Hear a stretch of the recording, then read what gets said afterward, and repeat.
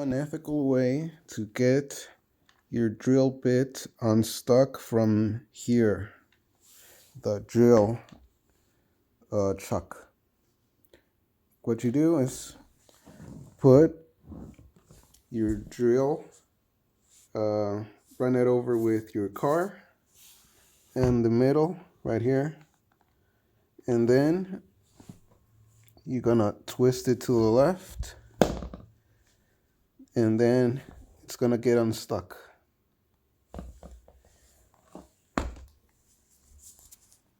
Mine still works.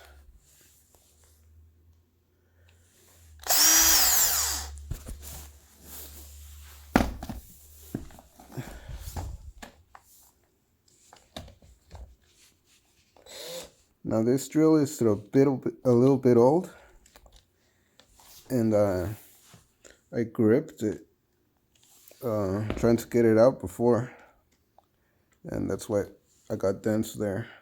Nothing worked until I did that.